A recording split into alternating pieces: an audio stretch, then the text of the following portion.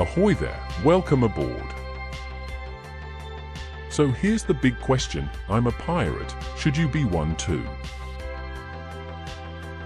Before you get the pitchforks or start swabbing the deck, hear me out. Because with the state of gaming in 2025, you might just end up flying the Jolly Roger too. The glory days. Let me take you back. Blockbuster. Game station.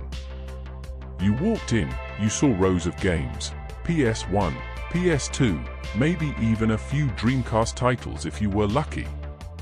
You handed over your cash and you owned that game. Forever. Or, well, until your little brother sat on it or your dog used it as a chew toy. And when it got scratched, we had rituals. The old toothpaste trick that never really worked. The t-shirt rub. That weird disc repair machine at the local market that sounded like a jet engine. Final Fantasy VIII, you glorious nightmare. One scratch in the wrong spot and I had to relive that awkward ballroom dance scene about 60 times before going insane. Good times. Back then, a game was a thing. A box. A manual. A disc. It lived on your shelf and in your heart. The digital trap. Fast forward to now, everything's digital. They sell us licenses, not games. If a company decides it's time to yank that game off the store, too bad. Doesn't matter if you paid full price. You're done. Look at the Nintendo 3DS and Wii U eShops, they're gone. Poof. Whole libraries, just deleted from existence. Xbox has started delisting older titles. Steam games get pulled when licenses expire.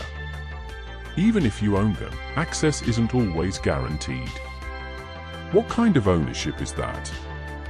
You don't own your games anymore. You rent them indefinitely until someone pulls the plug. And I'm not the only one who's sick of it. The #StopKillingGames movement has been gaining steam for a reason. People are fed up.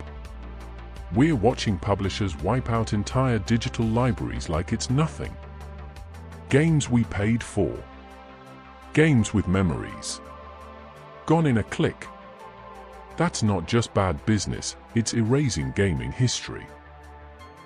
And when that happens, what choice are we left with?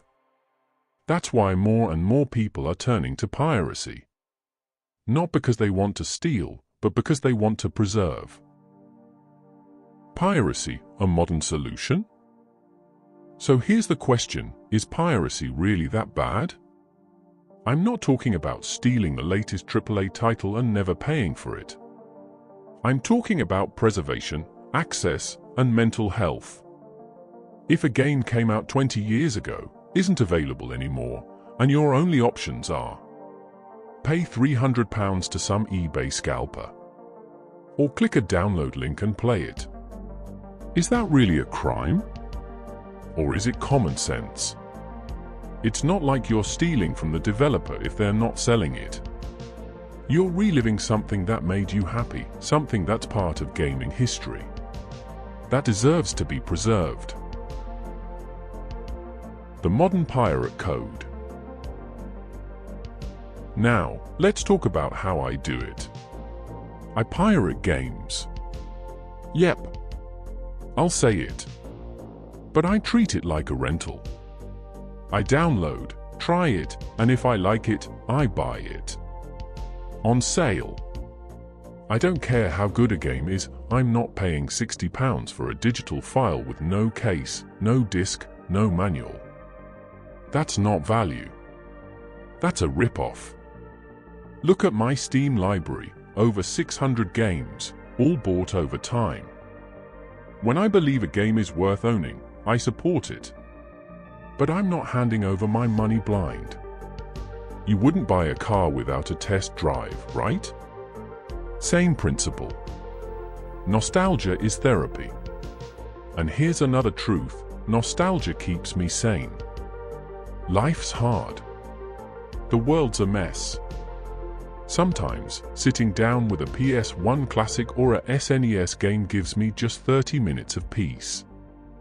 Just 30 minutes where I'm not stressed, or broke, or watching the world burn. Is that really wrong? I've got a hard drive full of classics. Metal Gear Solid, Time Splitters, Chrono Trigger, Sonic 2. They're not just games. They're anchors to a time when things made sense. When fun was simple. When joy came in the form of a memory card and a chunky controller, a 14 inches CRT in the corner, a fizzy drink and a pizza on a Friday night. I'm a creator too. I also use these games, new and old, to make content for this very channel. But let's be honest, I don't make money off this. I get 10 views, maybe 20 if the algorithm's feeling generous. You think I can afford to buy a games every week just to make a 5-minute video that flops? Now, it's not viable. Piracy, for me, is a way to create, to make something, to share stories, and yeah, to survive in a space that's not built for us small guys and girls anymore. So, am I a pirate? If downloading a game, trying it, and deciding to buy it or not makes me one, then I'll wear the badge with honor. If revisiting childhood memories and keeping my mental health in check makes me a criminal, then shackle me to the mast. Because at the end of the day, I'm just trying to find joy, share it, and survive. Thanks for listening to my rambling. If you feel the same, drop a Shiver Me Timbers it in the comments. Let's keep the good vibes alive, and remember what gaming's really about. Take care, stay safe, and I'll see you on the other side of the plank.